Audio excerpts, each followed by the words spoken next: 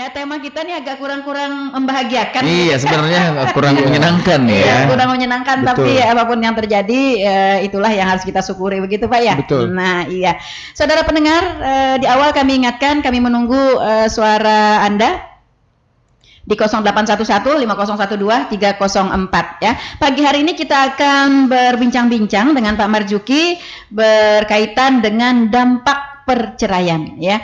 Saudara pendengar, sebagaimana kita ketahui bahwa perceraian adalah jalan keluar dari sebuah perkawinan ketika tidak ditemukan lagi adanya jalan lain. Iya, karena kata orang perceraian ini adalah suatu perbuatan yang halal tapi dibenci.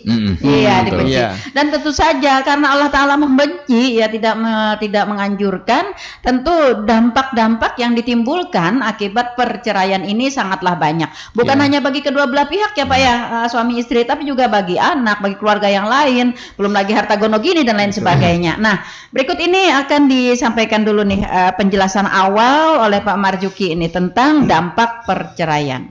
Baik, terima kasih.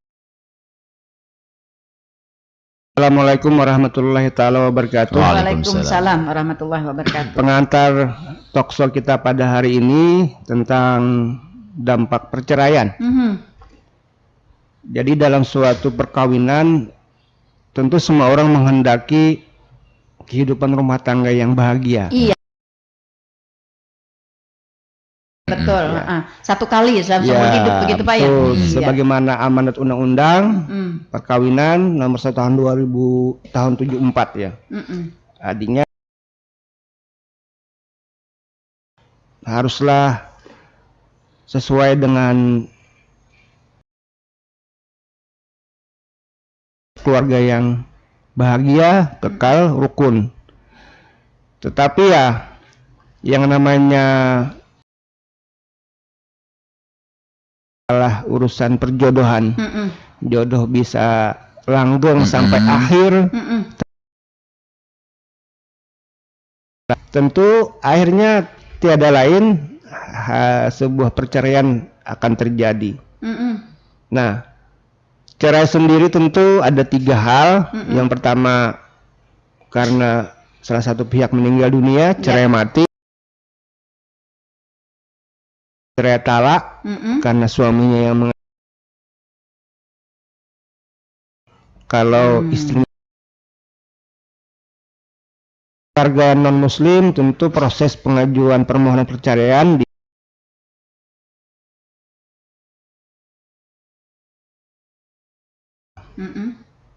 tentu saja pengertian ikatan batin secara formal.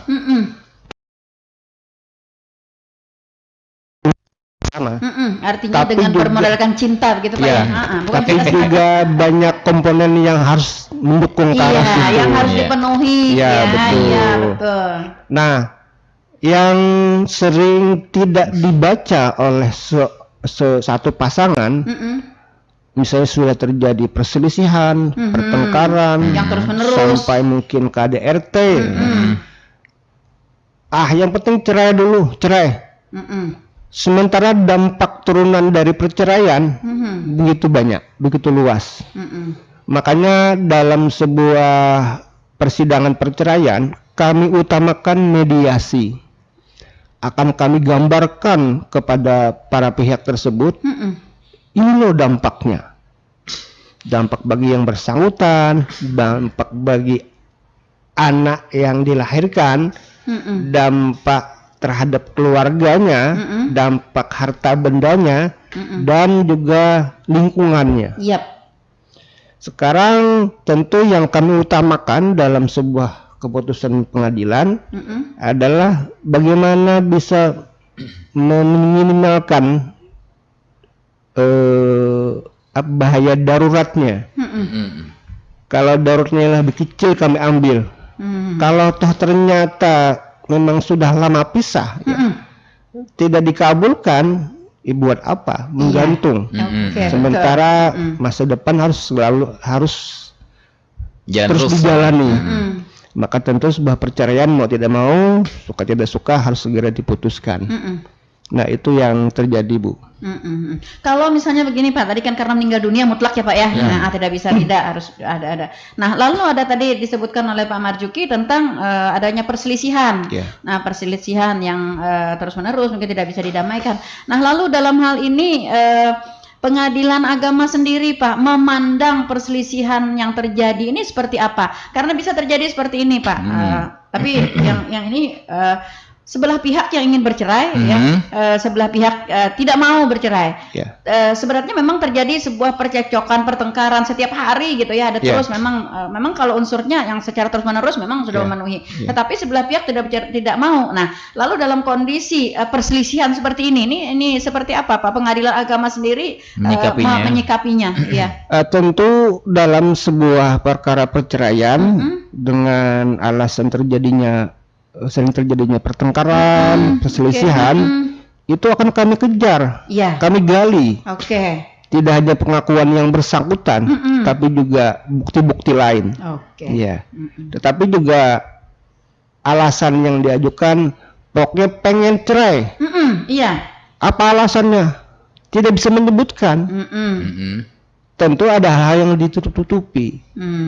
Maka dari situ kami menyatakan biasanya kalau pemeriksaan seperti itu kalau sudah masuk pokok perkara maka sidang tertutup karena mungkin dia malu harus diungkapkan karena itu masalah aib ya. Makanya pada saat kita nyatakan sidang tertutup kami kejar dalilnya ini apa yang tidak mau lagi karena ekonomi karena mungkin ada pihak ketiga atau ada hal lain lebih dalam ya. Begitu Bu.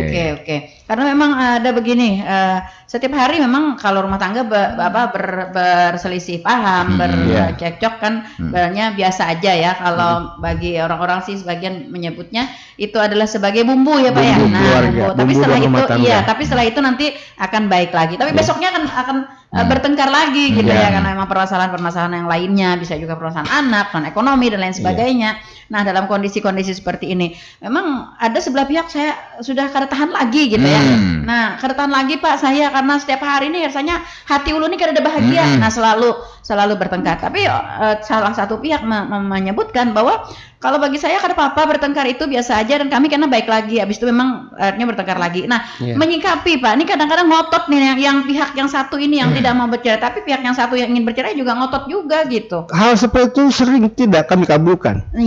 Tidak kami kabulkan karena tidak cukup bukti, hanya pengakuan.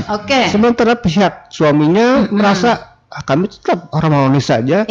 Kalau hanya masalah bertengkar biasa aja gitu. Nah, lalu Pak pengadilan menggali data pendukung lainnya selain daripada keterangan kedua belah pihak, data-data pendukung lainnya misalnya adakah bukti kalau bukti misalnya, nah bukti apa yang bisa disampaikan, kemudian adakah diperlukan saksi lain gitu yang bisa memberikan keterangan yang lebih pita lagi gitu untuk mengambil keputusan. Jadi kalau yang bersangkutan sudah mengakui pengakuan bahwa saya tidak bisa lagi, saya tidak tahan lagi. Ini alasannya. Tentu proses berikutnya kita masuk kepada pembuktian. Pembuktian itu bisa berupa benda seperti surat atau handphone, bukti chat segala macam, atau bukti saksi. Nah, di situ akan di cross check benar nggak pengakuannya. Dan biasanya kalau terjadi di dalam rumah tangga, jarang-jarang tetangga tahu kalau ada perselisihan. Makanya kami sering mengedepankan kalau ini di dalam rumah tangga, tentu orang tualah yang bisa menjadi saksi atau keluarga di dalam. Kami sering menemukan tetangga yang dihadirkan dalam persidangan sebagai saksi. Kami tanya, menyaksikan apa tidak? Tidak menyaksikan. Mendengar nggak mereka sering tengkar? Tidak. Terus dari mana tahu? Dari cerita istrinya. Tidak bisa. Seperti itu Bu.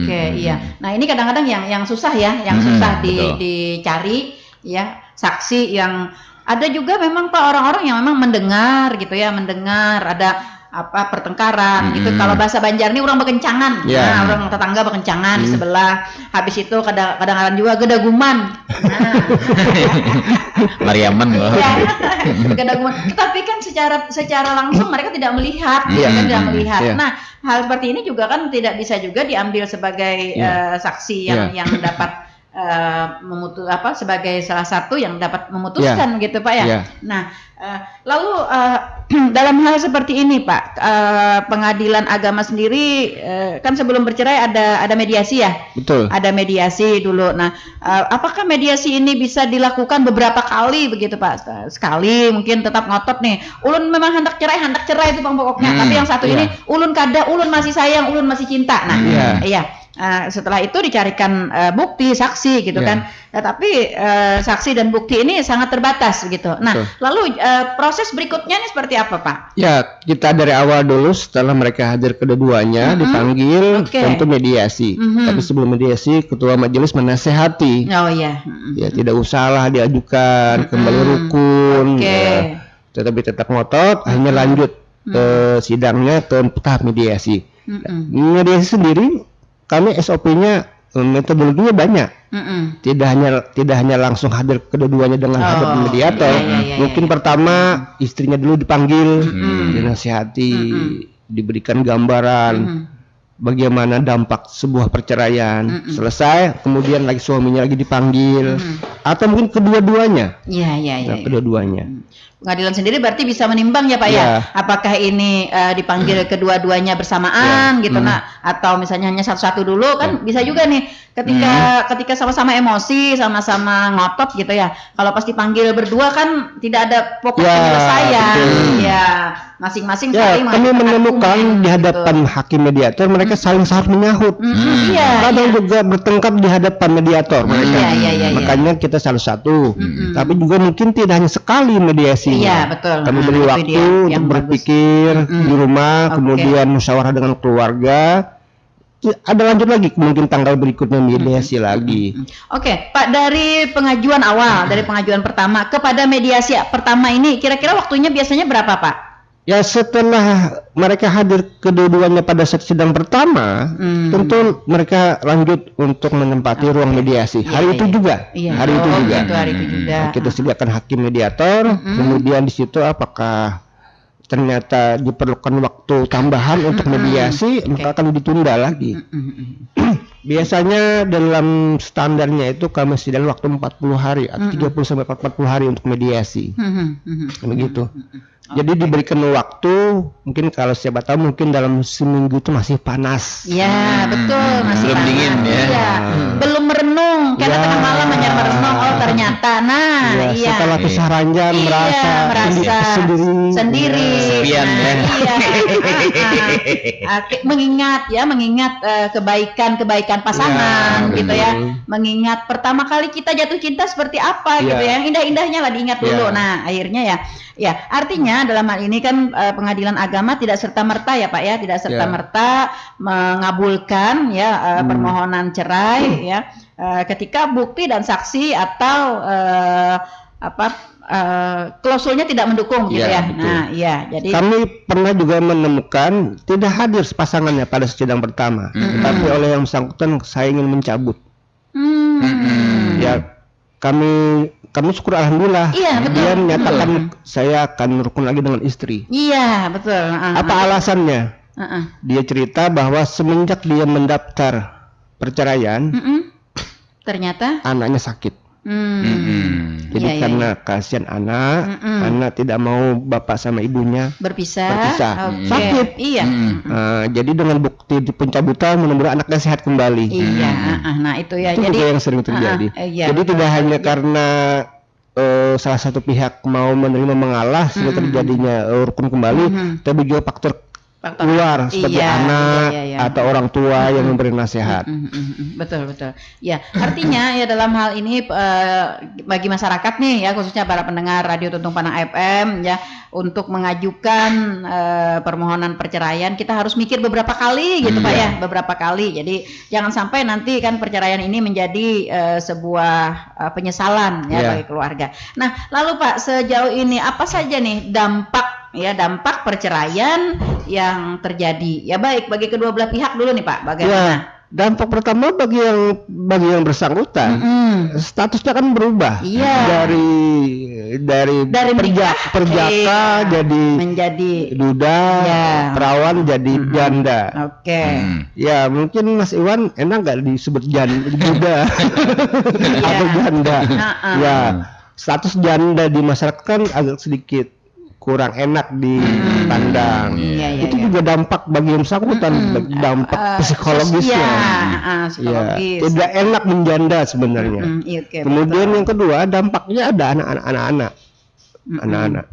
Oke, Ya, bagi anak-anak itu ya, kalau betul. segi negatifnya akan menjadi anak yang hasil produk keluarga broken home. Iya, broken home. Anak-anak jadi terombang-ambing dia. Ini mau ikut siapa nih? Iya, mau ikut siapa? Ikut abah kah? Ikut Ya, mama kah? Begitu ya. dampak psikologis itu terasa bagi anak-anak. Iya, belum lagi dampak psikologisnya yang Ya, sangat mempengaruhi. Dan ya. itu sangat memberikan pengaruh ya Pak. Ya. Karena meskipun psikologis ini kan tidak terlihat ya, Betul. tidak terlihat, tapi pengaruhnya sangat luar biasa Ya, terhadap mereka anak-anak. pada Mental, saat ya. masa-masa tersebut, masa-masa pertumbuhan, perlu kasih kedua orang tuanya. Tetapi ternyata hanya satu, Iya. atau bahkan mungkin satu sama lain malah tidak mengurus anaknya. Fakta di lapangan sering terjadi. Setelah cerai, anaknya ini neneknya yang ngasuh, Iya. ibunya nggak cuek, Iya. bapaknya cuek, Oke. anak yang kasihan. Belum lagi Pak, ketika bapaknya menikah lagi gitu kan. Nah, betul. istrinya yang baru tidak mau ada anak ya. Iya. Ibunya menikah lagi juga. Iya. Ya, suaminya yang baru juga tidak mau ada Iya. bawa anak. Nah, Iya. ini kan akan berdampak sangat buruk ya terhadap Iya. anak. Apalagi anak ini belum istilahnya belum dewasa, belum masih di bawah ya 12 tahun begitu Betul. ya. Akan belum bisa mengurus diri sendiri. Nah, ini akan sangat-sangat besar dampaknya ya bagi anak. Iya. Nah, lalu yang ketiga dengan harta benda ya. Ya, Harta benda. setelah itu masalah Ya. harta benda, harta peninggalan. Jadi kategorinya begini, yang sering diributkan. Oke, katanya kami sepakat cerai, tapi masalah harta tolong dibagi. Oh. Nah, sekarang perlu dibedakan antara harta bawaan Oke. dan harta yang didapatkan selama Bersama, ya. pernikahan. Nah, harta bawaan tidak mungkin dibagi. Oke. Mungkin dikasih orang tua, dikasih orang lain, ya, atau harta sebelumnya. Nah, harta yang didapatkan selama pernikahan, ini di sini anunya, di sini pengertiannya, yaitu harta yang didapat oleh kedua-duanya atau salah satu pihak yang bekerja. Oke. Ya. Jadi jangan mengklaim kata suaminya Nah, itu kan- saya yang bekerja, Iya. itu enggak. Jadi ini harta semua untuk saya semua. Itu nggak iya, bisa. Jadi salah satunya pun yang tidak bekerja tetap juga mendapat hak dari harta bersama itu. Karena masih bersama ya. Iya, harta yang didapat setelah perkawinan itu harta yang didapat oleh penghasilan keluarga begitu Pak Ya. ya. Nah, kalau misalnya begini, setelah menikah lalu orang tua salah satu pihak misalnya memberi rumah. Nah, apakah ini termasuk harta bersama ataukah ini harta bawaan dari salah satu pihak? Itu kan harta yang diterima dari orang pemberian. Iya. Pemberian. Tapi memberikan anaknya Pak. Ya, itu harta bawaan. Harta bawaan. Ya. Oke. Berarti kalau misalnya dia bercerai, berarti harta yang diberi oleh orang tuanya ini itu tidak menjadi dihitung. Ya. Oke. Karena itu kan akan berpeluang kalau terjadi perceraian ditarik kembali. Iya. Ambil lagi. Tapi kalau karena hasil bekerja, berdagang, Ya. atau karena mungkin gaji didapatkan, Oke. beli sepeda motor, beli tanah, kredit, lunas, cerai, ya udah dibagi itu. Nah, kalau memang teorinya betul seperti itu, tetapi fakta di lapangan luar biasa berwarnanya. Iya, betul luar biasa. sekali. Apalagi kalau sudah puluhan tahun. Apalagi kalau sudah harta tersebut dipindah tangankan tanpa sepengetahuan. Iya, salah satu pihak, betul. Wah, ini berat dalam pembuktiannya. Diajukan ke pengadilan, maka prosesnya akan panjang. Iya. Atau misalnya begini Pak, pernah kasus juga nih, si suami beli tanah, tapi masih atas nama orang. Ya. Jadi ketika bercerai, tanah itu tidak bisa dihitung karena itu atas nama orang begitu. Jadi yang suami masih bisa melakukan pembelaan diri, Pak. Ya ini atas nama orang nih kada kawal lagi nih pun orang kada jadi aku tokari kemarin kada jadi. Ya macam-macam lah alasannya. Nah, ini juga akan menjadi suatu permasalahan yang luar biasa. Jadi kalau satu mengklaim itu bukan lagi harta dia, tetapi istrinya menyatakan itu harta kami. Iya. Tapi mungkin belum sempat dibalik nama. Kita akan lanjut pada pembuktian. Pembuktian kita periksa surat menyuratnya, ada akta jual beli, atau ada kwitansi. Selesai kita periksa administrasinya, kita akan melakukan PS namanya. Pemeriksaan setempat. Oh, pemeriksaan setempat. Kami akan meluncur kepada lokasi objek yang disengketakan tersebut. Kami tanya tetangganya, kiri kanannya, Pak RT-nya, pihak lurahnya, tukang patoknya. Iya, betul. Iya, jadi artinya dalam hal ini tetap pengadilan akan melakukan cross check ya Pak ya. Jadi jangan menganggap remeh begitu ya. Karena kusumpani aja ya. Oke. Sebenarnya kalau memang hak salah satu pihak, jangan ada yang ditutupi. Ya, karena yang namanya hak itu akan kembali kepada yang bersangkutan. Kalau ada salah satu pihak mencoba untuk merekayasa, padahal itu memang hak mantan istrinya sebenarnya tidak diberikan. Ya istilah yang sekarang lagi viral di televisi, bilang Pak Mahfud MD, karma itu tidak perlu di akhirat, sekarang di dunia itu akan terjadi. Pernah nggak Pak nih dalam suatu ketika begitu ada karena saya pernah mendengar Pak suatu ketika pihak suami karena dia yang bekerja, dia yang berusaha gitu ya, jadi pihak suami ketika bercerai tidak mau sama sekali memberi istri harta. Nah dalam hal ini bagaimana upaya yang bisa dilakukan oleh si istri untuk mendapatkan haknya? Jadi begini, kadang alasan dari pihak suaminya dia tidak dapat hak dari harta ini karena dia keluar dari rumah. Ya, ini semuanya adalah hak saya sebagaimana istri. Kan istrinya kan akan mengklaim ke pengadilan, itu haknya bersama. Saya keluar dari rumah karena saya tidak tahan lagi. Nah, tentu di sini akan kepada proses pembuktian, pemeriksaan dalam persidangan. Siapa yang betul, siapa yang salah. Kalau ternyata terbukti istrinya nusus, ya dalam bahasa Arab nusus, yaitu dia berbuat durhaka kepada suaminya, tentu hak seperti itu dia tidak akan mendapatkan. Begitu. Contoh realnya kayak apa? Perintahnya misalnya suaminya minta supaya sholat 5 waktu, kemudian di rumah ini melayani suami, jangan tanya perjalanan. Tapi malah istrinya ini mengingkari, tidak mengakui, tidak mentaati perintah suaminya.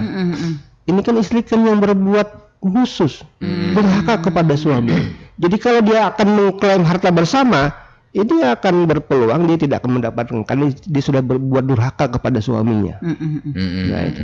Makanya dia akan dibuktikan betul apa tidak dia durhaka kepada suaminya, tidak taat kepada suaminya yang sudah memerintahkan kepada hal yang benar dalam berumah tangga. Ya, kalau ternyata perintahnya itu berbuat salah yang tidak dikategorikan khusus. Misalnya kata suaminya, dah kamu pergi jual sabu, itu kan perintahnya benar. Nah, itu. Jadi itu Bu. Oke, baik Pak, ini masih mengenai harta. Secara agama kan Pak ya, yang dibebankan untuk mencari nafkah keluarga adalah kepala keluarga ya, kepala keluarga. Tidak menutup kemungkinan Pak suatu ketika istri itu yang bekerja atau berusaha lebih banyak penghasilan daripada kepala keluarganya. Nah, lalu segala harta lebih banyak diperoleh oleh penghasilan dari istri. Nah, ketika mereka berpisah, nah ini pembagiannya seperti apa? Apakah ini memang tetap menjadi harta gono gini, harta bersama yang harus dibagi, atau harta istri memang harta istri sendiri begitu? Ya, kembali kepada teori awal, bahwa siapapun yang bekerja, apakah suami, apakah istri, maka itu masuk kategori harta bersama. Karena begini Pak, saya ada mendengar kalau harta suami adalah harta kita bersama begitu. Tetapi ketika hasil pencarian dari istri itu adalah kekuasaan dari istri. Bagaimana ini? Itu kalau dalam persoalan masih dalam rumah tangga yang harmonis seperti itu. Misalnya dalam langgeng, suami itu hartanya untuk keluarga. Kalau pekerjaan hasil pekerjaan istri dia untuk dia sendiri. Itu dalam rumah tangga yang langgeng. Catat. Kalau dalam perceraian selesai harta bersama. Harta bersama. Itu ya. Oke, seperti itu ya. Baik. Betul. Iya. Lalu selain daripada kedua belah pihak Pak terhadap anak dan harta bersama, apa lagi nih Pak dampak yang ditimbulkan dari perceraian ini? Nah, ini juga yang sering dilupakan oleh mereka yang ingin melakukan perceraian. Oke. Sebuah pernikahan ini kan ikatan silaturahim. Betul. Tidak hanya kepada yang bersangkutan, tapi juga kepada keluarga. Ada besanan jadinya. Oke, betul sekali. Yang orang lain menjadi bagian dari keluarga. Setelah adanya perceraian, satu sama lain ngotot. Satu ini kan mendukung, membela anaknya, ini membela anaknya.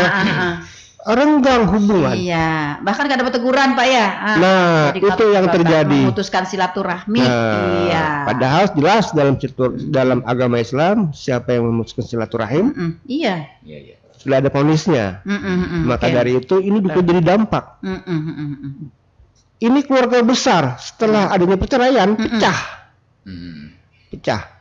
Maka itu kan sekarang sudah hampir terjadi. Di dunia ini kan zaman sekarang sudah mulai terjadi. Betul.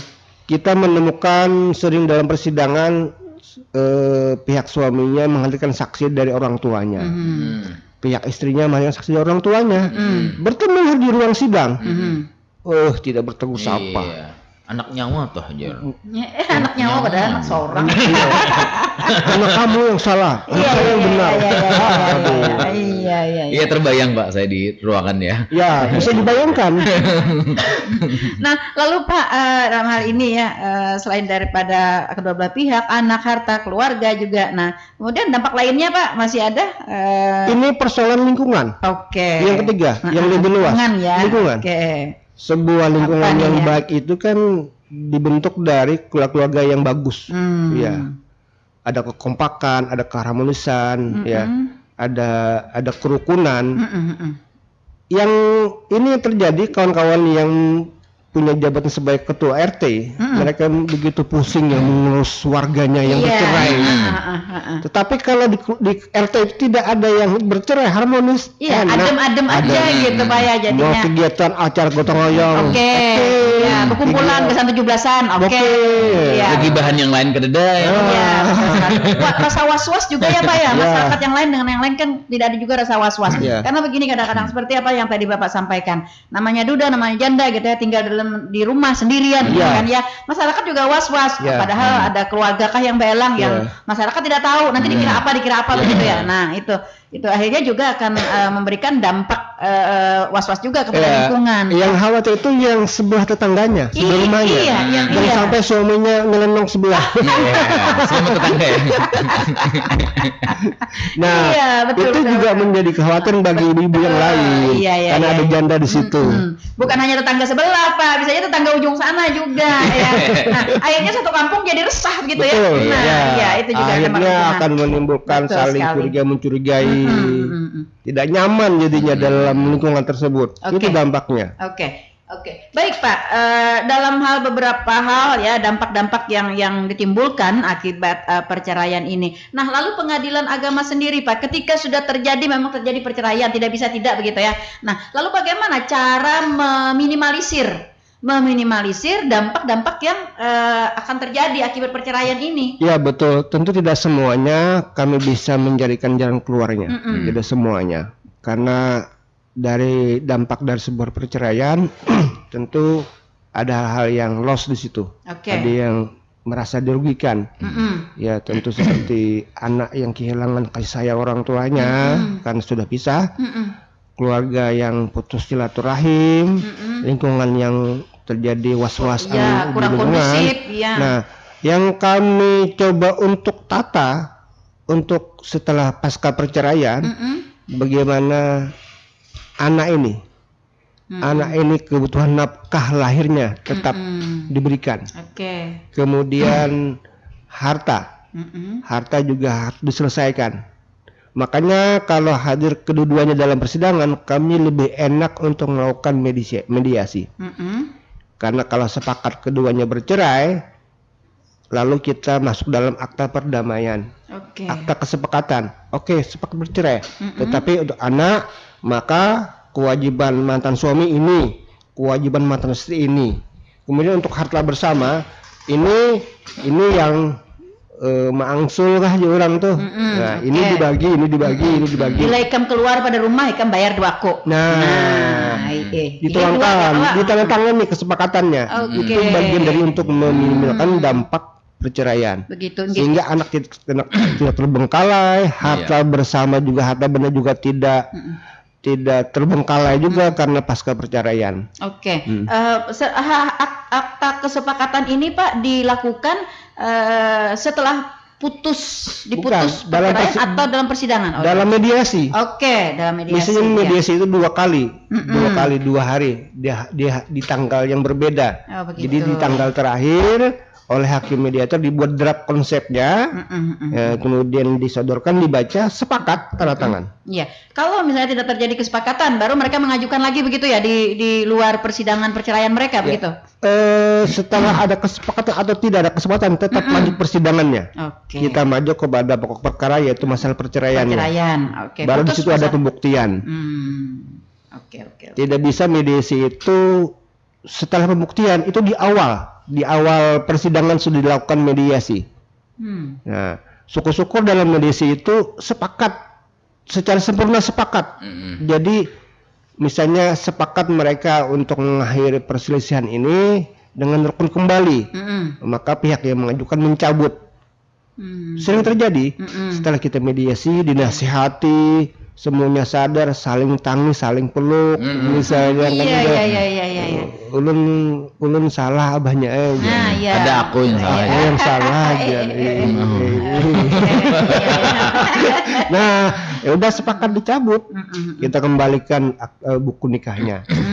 Kembali ke rumah tangga yang baik. Iya, sering terjadi ya Pak seperti itu ya? Sering. Alhamdulillah, iya. Makanya di sini kami mencoba bagaimana hakim mediator ini adalah orang-orang yang bisa mengatur ritme para pihak ini. Iya.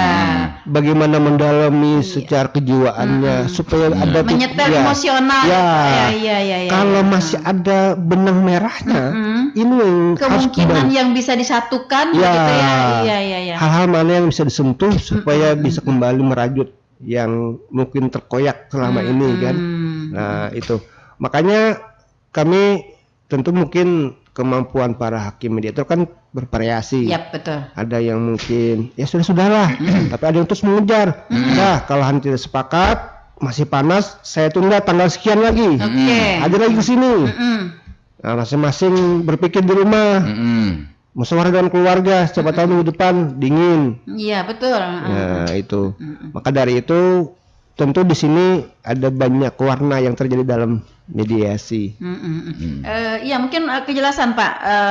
Hakim mediator di Pengadilan Agama Kabupaten Tanah Lot itu ada berapa orang Pak? Semua hakim itu menjadi mediator. Oke. Semua, baik pimpinan maupun hakim.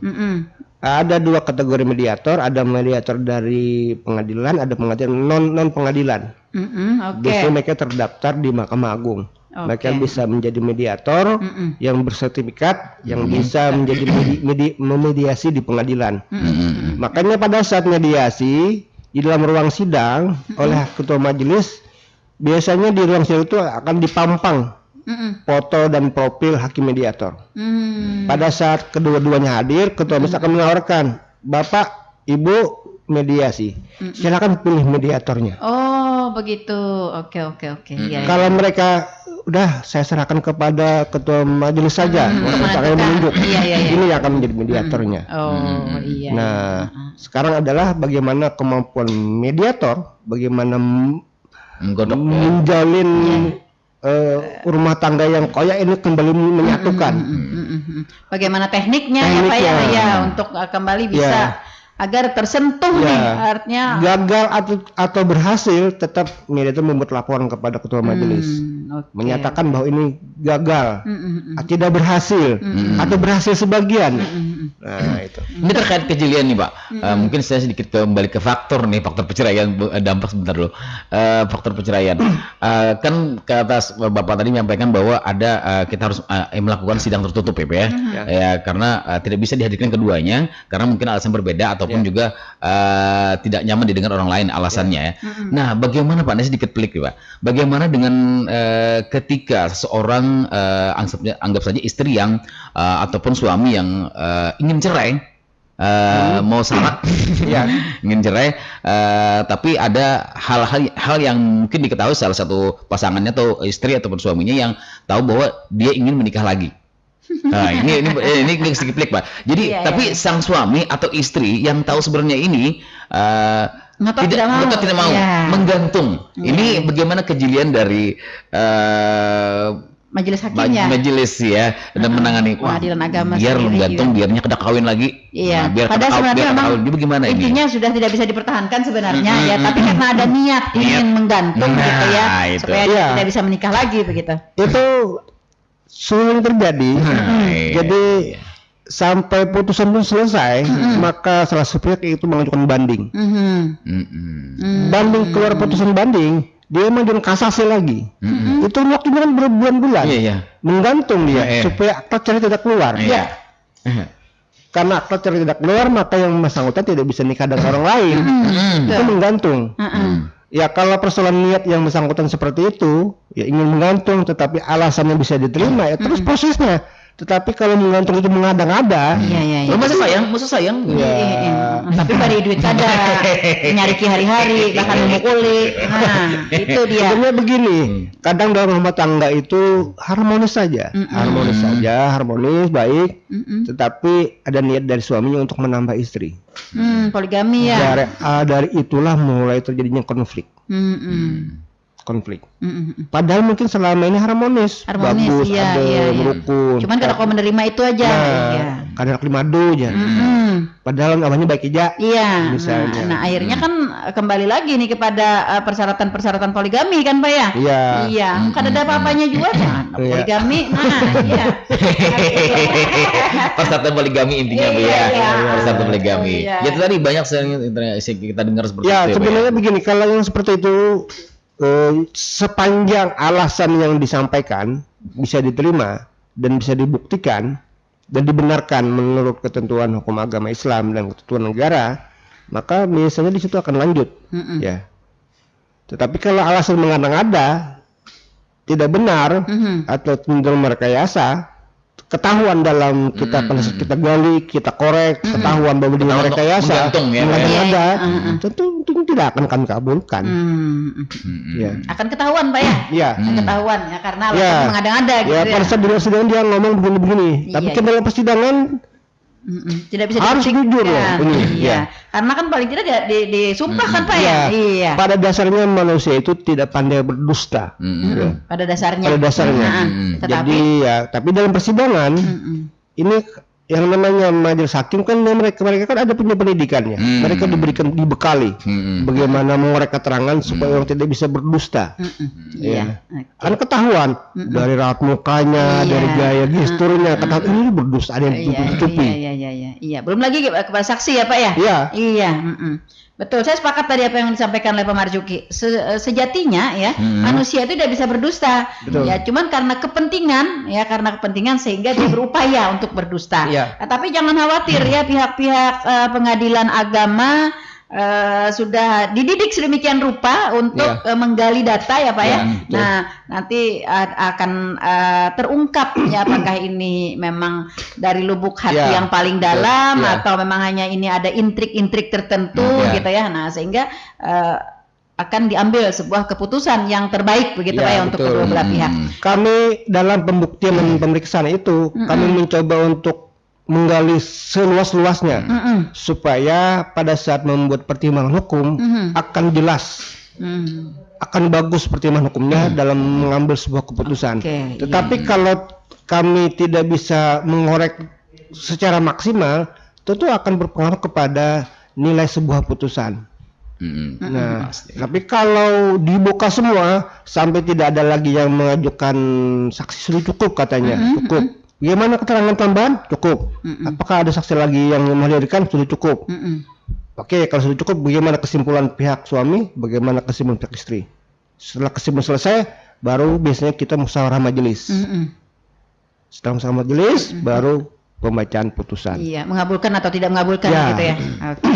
Baik, masih di dampak nih Pak. Tadi sebagai kewenangan dari Pengadilan Agama tentang hak asuh anak, nafkah anak, harta bersama, kemudian akta kesepakatan. Nah, lalu terhadap dampak yang lainnya Pak, terhadap keluarga, terhadap lingkungan, ini kewenangan dari Pengadilan Agama sendiri di mana Pak letaknya? Nah, tentu kalau sudah masalah menyangkut bagaimana dampak perceraian terhadap lingkungan, terhadap keluarga, ini kan bukan ranah Pengadilan Agama. Oke. Kita hanya masuk kepada hukum perdatanya saja. Oke, iya, iya. Tapi begini, memang ada wacana. Ini mungkin masih di Senayan digodok mengenai undang-undang perkawinan, Oke. bahwa sering terjadi adanya KDRT sehingga menimbulkan perceraian. Perceraian, oke. KDRT ini kan sudah pidana. Pidana. Oke. Supaya ini kan jadinya kan dua ruang. Iya. Perdata perceraiannya itu di Pengadilan Agama, KDRT-nya di Pengadilan Negeri. Oke. Jadi ada wacana supaya sekalian aja lah perceraiannya diperiksa di Pengadilan Agama, KDRT-nya pun juga di Pengadilan Agama, karena jadi penyebab terjadinya perceraian. Oke. Nah, kalau itu ternyata disahkan nanti undang-undangnya, tentu kami juga akan memeriksa perkara pidana KDRT-nya. Juga akan melibatkan keluarga ya. Tentu di Pengadilan Agama ada selnya, seperti di Aceh, Oh iya. Mahkamah Syariahnya. Nah, tetapi ini masih wacana. Masih wacana ya. Oke. Nah, lalu ke depan Pak, ke depan atau memang sudah pernah dilakukan Pengadilan Agama, peran dari Pengadilan Agama sendiri terhadap keluarga ya, dampak yang ditimbulkan terhadap keluarga atau lingkungan. Apakah ada atau bagaimana begitu ketika suami istri positif ya akan bercerai. Nah, lalu untuk meminimalisir dampak negatif dari keluarganya, keluarga besar ya, tadi yang masing-masingnya nanti akan gontok-gontokan juga nih keluarga ya, memutus silaturahmi dan sebagainya. Apakah Pengadilan Agama sendiri berperan untuk memberikan penjelasan atau memberikan anggaplah semacam wanti-wanti begitu ya terhadap keluarga, perwakilan keluarga dari kedua belah pihak ini? Begini, pada saat pemeriksaan saksi ya, saksi biasanya dari pihak keluarga. Oke. Jadi biasanya di akhir pertanyaan majelis hakim, apakah saudara sudah berupaya untuk merukunkan, mendamaikan? Oke. Sudah Pak. Berapa kali? Baru sekali Pak. Coba lagi. Oke. Apakah saudara masih sanggup untuk merukunkan? Saya sudah tidak sanggup lagi katanya. Nah, di situ nanti masuklah majelis untuk menasihati keluarga. Misalnya di situ saksinya adalah orang tuanya, bapaknya, atau ibu kandungnya, atau saudara, pamannya, iya, saudara iya. kandungnya. Oke. Ya. Nah, itu berarti sebelum perceraian diputuskan kan Pak ya? Betul. Oke. Ketika perceraian sudah putus. Tidak ada lagi ruang untuk kami untuk menyampaikan kepada keluarganya, kecuali kami ada komunikasi kerjasama dengan pihak BKKBN, dengan kawan-kawan di Kementerian Agama. Makanya kita berupaya menjalin silaturahim. Misalnya kalau ada pertemuan-pertemuan masyarakat, kami dicoba untuk dimasukkan materi tentang ini. Oke. Kemudian kita juga sowan dengan para tuan guru, para alim ulama, di dalam materi-materi ceramahnya bagaimana menguatkan keluarga ini. Oke. Apakah pada saat sidang pemutusan ya, sidang pembacaan putusan gitu ya, pembacaan putusan dalam hal ini putusan yang memang sudah diputuskan bahwa kedua belah pihak ini akan bercerai begitu ya.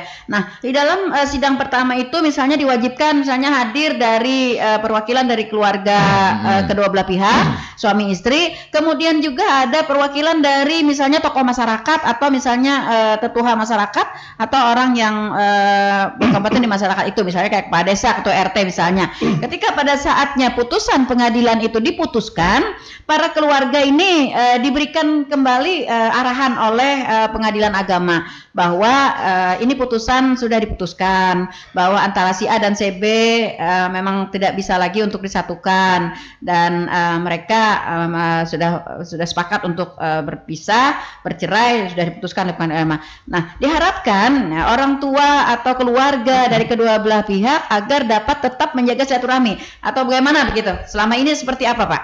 Jadi Campur begini, tangan pengadilan agama maksud saya. Dalam proses terakhir yaitu pembacaan putusan, memang kami tidak mewajibkan kepada para pihak untuk menghadirkan pihak keluarga. Nah, itu walaupun dalam pembacaan putusan tersebut adalah sidangnya sifatnya terbuka untuk umum.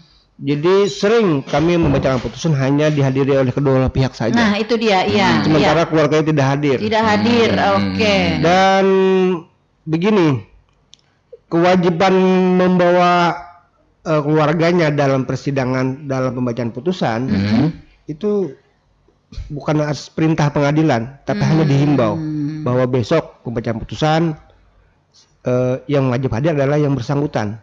Kalau dia membawa keluarganya, monggo hadir dalam persidangan. Di dalam di dalam aturan yang berlaku begitu memang tidak disebutkan itu, disebutkan. Pak. Oke. Kemudian yang menjadi saksi pun tidak harus misalnya majelis hakim mengharapkan harus tokoh masyarakat atau warga, tetapi di situ intinya adalah saksi yang dihadirkan adalah yang mengetahui persoalan rumah tangga. Kami sering para pihak menghadirkan kepala desa, pembakal, atau tuan guru. Pada saat kita periksa tidak mengetahui karena jauh rumahnya. Iya. Maksud saya begini, Pak, ketika sudah terjadi perceraian, nah, lalu tadi untuk meminimalisir keluarga dari kedua belah pihak agar tidak terjadi putusnya silaturahmi, nah mungkin ada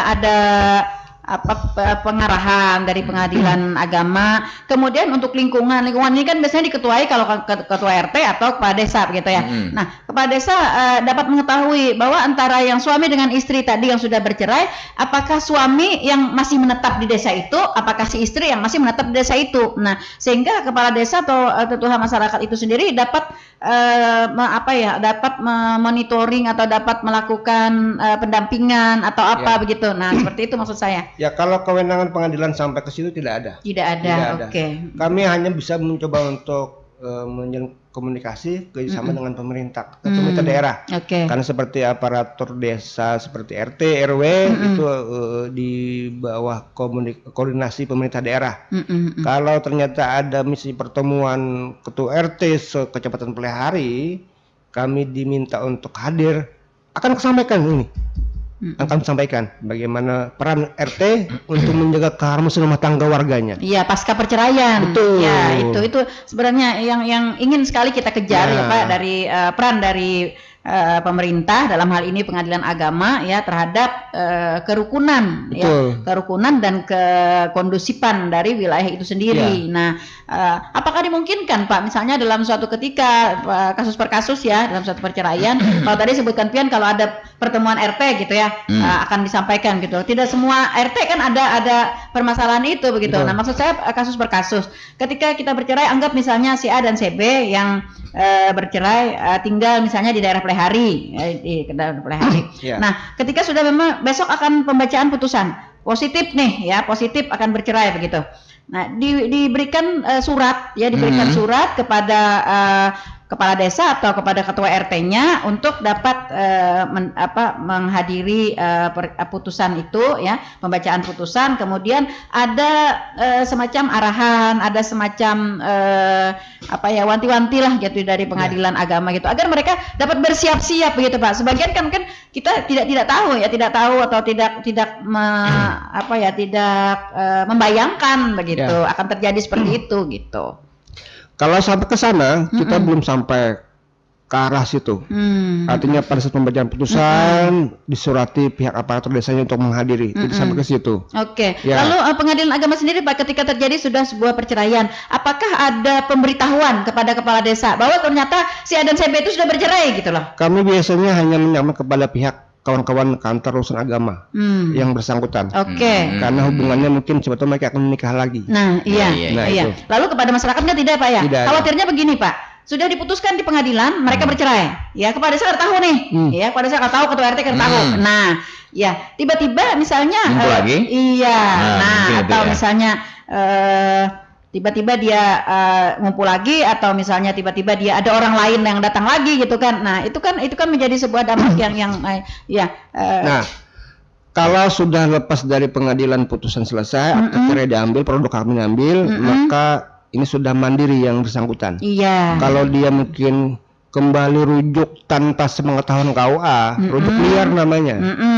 Nah, ini kami sudah lost, tidak bisa lagi memantau. Nah, iya. Atau ada pihak lain yang datang. Ya. Iya, paling tidak maksud saya begini Pak, pengadilan agama atau melalui KUA setempat gitu kan, ada pemberitahuan. Ada pemberitahuan mungkin kepada kepala desa, nanti kepala desa akan memberitahukan kepada RT-nya begitu, agar mereka mengetahui bahwa penduduknya si A si B ini sudah bercerai begitu kan, sehingga mereka dapat mengambil langkah-langkah untuk hal selanjutnya, seperti itu maksud saya. Biasanya komunikasinya kami intens dengan kawan-kawan KUA. Nah, iya. Kami sampaikan bahwa hari ini yang cerai di wilayah sampean. Oke, dapatkah dipastikan bahwa KUA memberitahukan kepada desa? Sekarang untuk persoalannya RT-nya? adalah apakah kawan-kawan KUA menyampaikan kepada pihak aparat desa. Itu yang perlu dibicarakan Pak. Betul. Iya, kita ingin ada jalan tambah gitu ya. Jalan tambah. Kemarin kan jalannya sampai di KUA aja. Ya. Nah, apakah pengadilan agama bisa menambah jalan? Barang aja jalan setapak kah? Iya. Agar sampai kepada kepala desa nanti akan menyampaikan kepada RT. Ini akan sangat besar Pak, artinya untuk menjaga kekondusifan wilayah itu sendiri dan keharmonisan dari kedua belah pihak. Ya begini, karena sering kan seperti kita lihat di lingkungan kita, RT misalnya tamu lapor 1 kali 24 jam. Oke. Itu bagaimana upaya RT aparat desa yang paling terkecil ini menjaga kerukunan warganya, jangan sampai ada pihak-pihak yang luar yang tidak berkepentingan masuk. Nah, kalau ada yang masuk tidak lapor, jangan sampai masyarakat yang melakukan hukuman digerebek misalnya. Iya. Tapi kan begini Pak, maksud saya begini, karena si ketua RT pun kada tahu bahwa si A dan CB itu sudah bercerai gitu. Nah, ternyata pengadilan agama sudah memutuskan bercerai, si A dan CB masih bolak-balik. Nah, bolak-balik ke rumah itu. Nah, itu makanya, itu yang saya maksudkan Pak. Itu yang di situ yang lossnya Bu. Nah, lossnya. itu dia. Iya. Jadi kadang kalau mereka konfirmasi ke pengadilan, ini sudah misalnya kan ternyata yang sangkutan masih bolak-balik nih. Nah, maka sudah ada bercerai yang aja. sudah bercerai. Iya. Nah, kan mungkin ketua RT ini akan konfirmasi kepada pihak pengadilan. Ada Betul juga nggak? alasan anaknya. Nah, tapi bisa terguling di situ. Iya. Intinya maksud ibu ini mungkin jangan stuck sampai di situ saja. Iya, Setelah bercerai stuck iya. up. Iya. Nah, jadi maksud saya minta kedepannya, kelanjutannya Pak. lagi. Iya. Kalau masih dalam Kedepannya mungkin, persidangan masih kami coba pantau dan kami berikan rambu-rambu. Contoh, ini contoh. Dalam perkara cerai talak. Pada saat sidang ketiga kami nyatakan putus, dibacakan putusan. Maka masih ada kewajiban suaminya untuk mengucapkan ikrar talak di hadapan persidangan. Oke. Setelah dinyatakan putus oleh pengadilan, maka mantan istri diberikan waktu 14 hari mengajukan keberatan. Setelah 14 hari dia tidak menggunakan haknya untuk keberatan, maka lanjut kepada proses pengucapan ikrar talak Oke. di hadapan persidangan. Pada saat dimulai persidangan ikrar talak, oleh majelis akan ditanya, gimana dengan istri? Masih bisa ngumpul lagi benda? Itu masih berpeluang untuk kembali. Kalau dia menyatakan kami rukun lagi, Iya. maka tidak jadi ikrar. Oke. Iya. Tapi ada yang mau ikrar, Pak, saya ini mau ikrar. Ditanya istrinya yang hadir pada saat ikrar, ditanya, Ibu, ini ikrar nih, mantan suaminya nih. Gimana dengan suami? Ngaku dia bahwa malam tadi suami ke rumah. Masih berhubungan, masih. Nggak jadi ikrar, ditolak oleh majelis hakim. Iya. Katanya alasannya perpisahan, kenang-kenangan terakhir. Bisa aja Pak Marjuki. Tidak bisa seperti itu. Oke, iya, betul. Iya, ya, kenang-kenangan terakhir ya Pak ya. Iya, aduh. Ya, Rugi malah. Iya, artinya tetap dalam koridor sebelum berpisah. Ya, betul. Ya, sebelum berpisah. Yang saya maksud ini apa? Setelah berpisah. Iya, Putusan setelah putusan iya, ya. campur tangan atau peran dari pengadilan agama sendiri setelah berpisah Pak, karena kita ingin meminimalisir ya dampak negatif dari Lingkungan, keluarga dan ya. lingkungan. Nah itu maksud saya tadi. Jadi kalau selama ini mungkin kada pernah dilakukan, kami tawarkan. Ya, jadi memang kalau gitu ya, sudah untuk selesai, sudah putus, sudah lepas dari pengadilan, mereka sudah mengambil produk hukumnya, ternyata prakteknya dia masih bolak-balik. Kami tidak ada kewenangan ke sana, masuk ke sana. Betul. Iya. Ini sudah peran masyarakat mengawasinya. Iya, betul. Nah, ternyata masyarakatnya kada tahu juga, Pak. Nah, kada tahu juga. Nah, artinya dalam hal ini kita ingin ini kan bahwa pemberitahuan perceraian itu dapat disampaikan mungkin di papan pengumuman kepala desa ya Bu. Iya. Biar itu tahu gimana Bu. Ya surat aja Pak, surat tembusan. Sebenarnya nanti mungkin kita akan komunikasikan, dengan pihak-pihak yang terkait, dengan kepala desa, dengan ketua RT. Secepatnya nanti ini ada terobosan, pemberitahuan bahwa ini warga sampean sudah bercerai.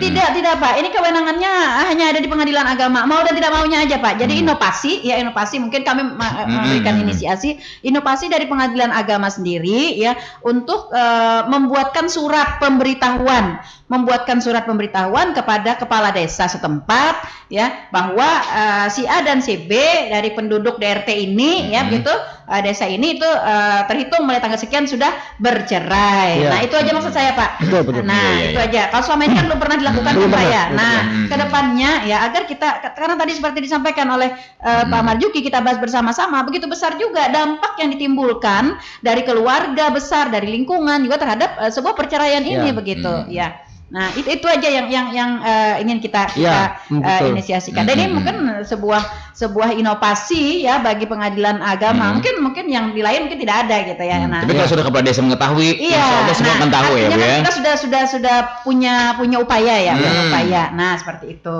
ya. Ya, terima kasih ini Bu, masukan yang luar biasa. Jadi selama ini kami hanya melalui KUA ditambah kepada pihak terkait seperti kepala desa. Tapi tidak harus diumumkan di papan pengumuman. Iya, enak aja. Ibunya mau banget tahu masyarakat gitu loh. Jadi saya juga. Jadi pada saat ada laporan masyarakat bahwa yang bersangkutan masih saja bolak-balik, bahkan sudah cerai, maka kepala desa bisa menegakkan. Ini loh, tahu masyarakatnya udah cerai. Iya, itu yang saya maksud. Tidak boleh lagi. Iya, itu yang saya maksud Pak. Agar kepala desa nanti bisa Pak, Bu, Bapak si A dan Ibu si B, kalau menurut surat dari pengadilan agama gitu kan terhitung dari tanggal sekian Bapak dan Ibu sudah bercerai. Tapi kenapa Bapak dan Ibu Bapak masih bolak-balik di sini gitu. Bahkan Bapak bisa tidur di rumah Ibu. Nah, gitu kan. Nah, artinya kan kepala desa bisa melakukan sebuah upaya pencegahan agar tidak terjadi suatu hal yang lebih fatal lagi. Istilahnya sudah tahu. Itu namanya rujuk liar. Bolak-balik. Kalau setelah putus, kalau mau balik lagi itu ke KUA, rujuk resmi. Sebenarnya tidak rujuk dia Pak. Ini banyak terjadi Pak di masyarakat kita. Karena kepala desa tidak tahu bahwa itu si A dan si B sudah bercerai. Dia nanti si A ke rumah karena memang kan itu rumahnya asal kan, rumahnya dengan keluarganya, anaknya ada di situ, melangi anaknya, tapi itu pemalam di situ, umpat makan lagi di situ. Sanda aja kalau gue. Iya, itu yang ingin kami sampaikan Pak. Dan ini banyak terjadi di masyarakat kita Pak. Ini banyak sekali terjadi di masyarakat kita agar meminimalisir dampak-dampak seperti ini. Nah, kami berharap dari pengadilan agama meneruskan membuatkan surat pemberitahuan kepada kepala desa setempat. Terima kasih masukannya ini. Baik, waktu kebersamaan kita sudah berada di penghujung nih. Dampak perceraian sangat luar biasa ya terhadap banyak hal tadi, bukan hanya kedua belah pihak, anak, harta benda, problema ini Bu. Iya, dan lingkungan serta hal-hal yang lain ya. Kita berharap mudah-mudahan perceraian ini memang jalan paling akhir yang ditempuh oleh sebuah pasangan, sebuah rumah tangga ketika tidak ada jalan lain lagi yang bisa dilewati. Oke, baik, di akhir perjumpaan kita Pak, ada statement closing, silakan untuk Pak Marjuki. Baik, terima kasih. kami di sini pengagama berusaha menjaga supaya rumah tangga itu menjadi rumah tangga yang kuat, yang harmonis, yang kekal, yang abadi, sehingga bisa menghasilkan generasi-generasi muda yang luar biasa. Karena dari sebuah keluarga yang kecil ini akan memperkuat daerah, akan menguatkan bangsa untuk menjadi negara yang maju. Maka dari situ, kalau perceraian ini bisa kita tekan, tentu upaya-upaya untuk menuju cita-cita negara, cita-cita daerah akan bisa dilaksanakan secara maksimal. Maka dari itu kami menghimbau kepada masyarakat Tanah Laut khususnya, kalau ada persoalan-persoalan perceraian yang terjadi di keluarganya, diupayakan untuk bisa dirukunkan secara kekeluargaan, secara baik-baik. Perceraian jalan terakhir. Tetapi dalam persidangan pun kami terus mengupayakan untuk merukunkan, mendamaikan. Kalau hal-hal sepele, hal-hal yang tidak substansi, tidak menyangkut hubungan-hubungan yang melanggar norma agama yang fatal, tentu masih bisa dikompromikan.